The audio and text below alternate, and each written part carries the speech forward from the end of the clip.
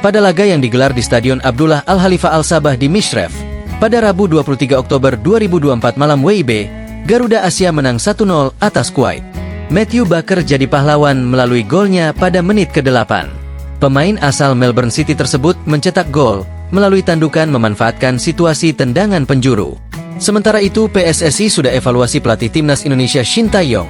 Hasilnya bisa disimak di video sampai habis. Kemudian demi perbaiki sistem keamanan stadion, supporter wajib punya Garuda ID buat beli tiket timnas Indonesia. Sebelum lanjut, subscribe dulu dan simak sampai selesai agar tidak salah informasi. Yang subscribe cinta dan dukung selalu timnas kita. Matthew Baker mengaku senang usai Garuda Asia menang atas Kuwait. Dirinya memuji kerja keras rekan setimnya sepanjang pertandingan. Kerja keras mereka berhasil membuahkan 3 poin. Pada laga yang digelar di Stadion Abdullah Al-Khalifa Al-Sabah di Mishref, pada Rabu 23 Oktober 2024 malam WIB, Garuda Asia menang 1-0 atas Kuwait. Matthew Baker jadi pahlawan melalui golnya pada menit ke-8. Pemain asal Melbourne City tersebut mencetak gol melalui tandukan memanfaatkan situasi tendangan penjuru. "Ya, saya senang dengan hasil ini," ujar Matthew Baker. "Anda tahu, kita bertarung dengan keras. Kuwait adalah tim bagus, tetapi kita bekerja keras dan mendapatkan hasil yang kita inginkan," lanjutnya. Matthew Baker mengaku bahwa laga perdana bakal selalu sulit untuk timnya. Namun, para pemain datang dengan kepercayaan diri tinggi. Hal tersebut berhasil membawa 3 poin untuk timnas U17 Indonesia.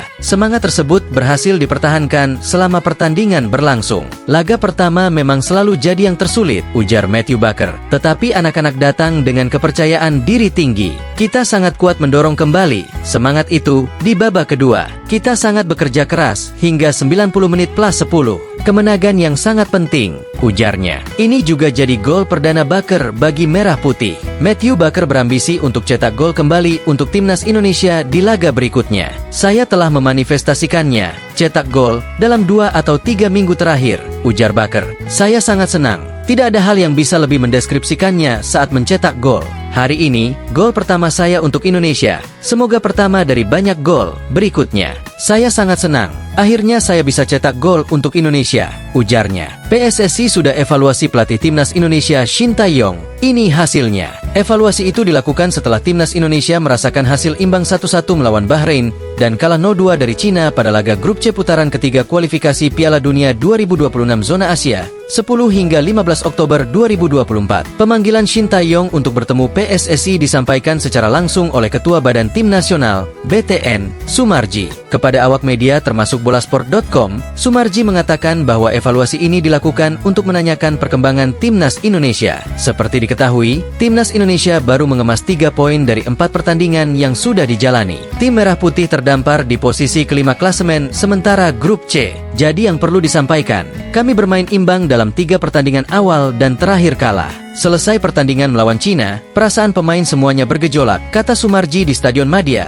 Senayan, Jakarta Pusat, pada Kamis 24 Oktober 2024. Sumarji menambahkan, semua pemain timnas Indonesia kesal karena gagal menang lawan Cina.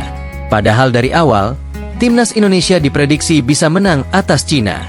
Ini tidak sesuai dengan perencanaan dan target dari PSSI. Jika kemarin timnas Indonesia menang melawan Cina, maka saat ini skuad Garuda berada di posisi kedua klasemen sementara grup C. Peluang timnas Indonesia untuk lolos ke Piala Dunia 2026 semakin besar. Namun untuk saat ini peluang itu menipis karena timnas Indonesia berada di posisi kelima. Kami berpikir bahwa lawan Cina bisa menang, tapi faktanya tidak. Setelah itu kami semua berkumpul dan melakukan evaluasi baik dari tim pelatih maupun semuanya, kata Sumarji. Kata Sumarji, para pemain dan tim pelatih timnas Indonesia berbicara dari hati ke hati. Semuanya sangat kecewa dengan hasil, meskipun timnas Indonesia bermain bagus. Kami sepakat setelah pulang kekalahan ini menjadi motivasi sebagai pelecut kami di laga-laga selanjutnya, kata Sumarji. Selanjutnya, timnas Indonesia akan melawan Jepang dan Arab Saudi di Stadion Utama Gelora Bung Karno, SUGBK, Senayan, Jakarta Pusat pada 15 dan 19 November 2024. Sumarji berharap para pemain timnas Indonesia bisa bekerja keras dalam pertandingan nanti.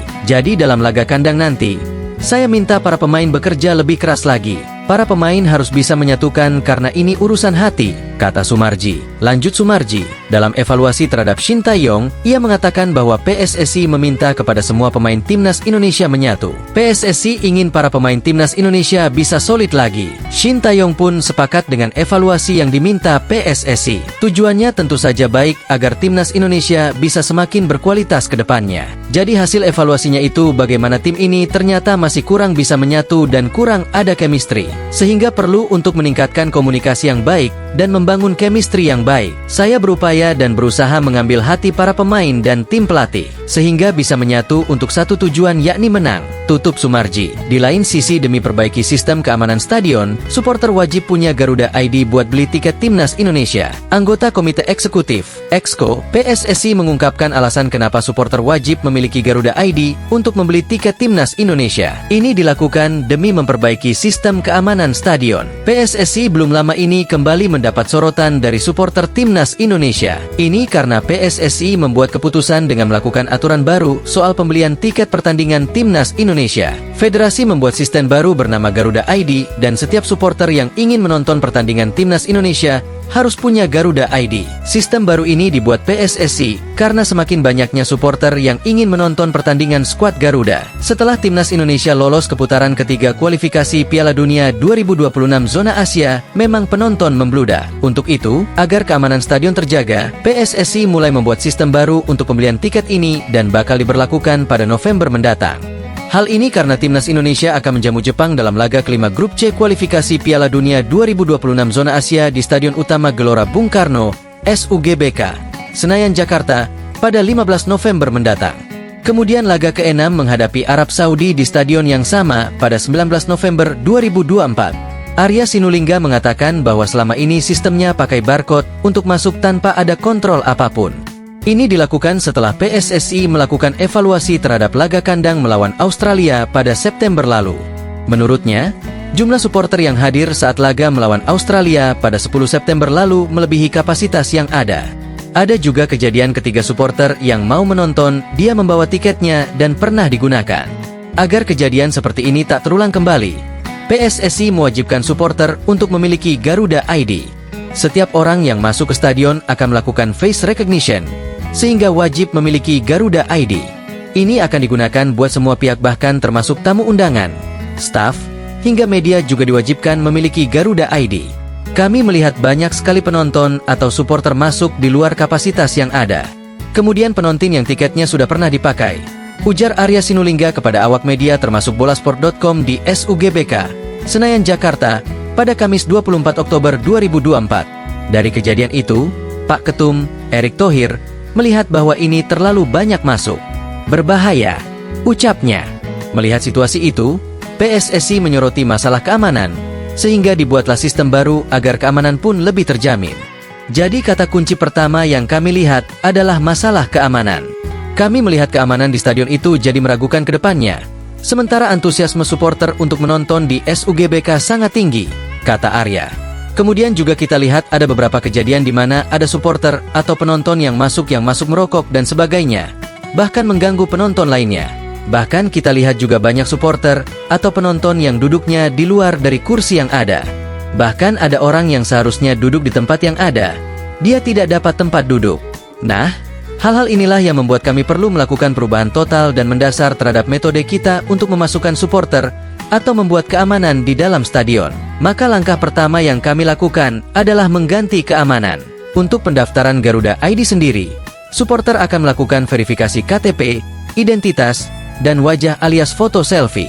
Pendaftaran memberi Garuda ID juga wajib mencantumkan KTP dan foto wajah yang jelas, sehingga nantinya ini harus sama dengan pembeli tiketnya. Pasalnya, nama akun Garuda ID ini juga harus digunakan untuk pembelian tiket. Walaupun untuk setiap akun maksimal bisa membeli 4 tiket. Nantinya pada saat kita masuk ke stadion, Garuda ID ini yang akan dipakai untuk membeli tiket, jelas Arya. Jadi nanti dia beli tiket harus pakai Garuda ID. Kalau tidak, gak akan bisa beli tiket. Maaf kata, istilahnya hanya member doang yang bisa beli tiket, tapi dimudahkan kok untuk bisa mendapatkan member. Dengan adanya sistem ini, penonton yang masuk pun akan terdeteksi dengan jelas. Untuk itu, apabila melakukan tindakan pelanggaran, PSSI bisa menjatuhkan sanksi kepada pelanggar tersebut karena pasti bisa ditemukan dengan mudah karena sudah terdata saat masuk stadion. Saat masuk stadion ada 3 tahapan. Masuk ada face recognition, body check, dan scan tiket, tutur area. Kedepan diharapkan face recognition bisa disatukan dengan tiket. Tapi ada proses yang harus kita lalui, pungkasnya.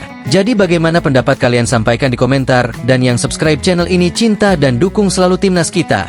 Terima kasih banyak.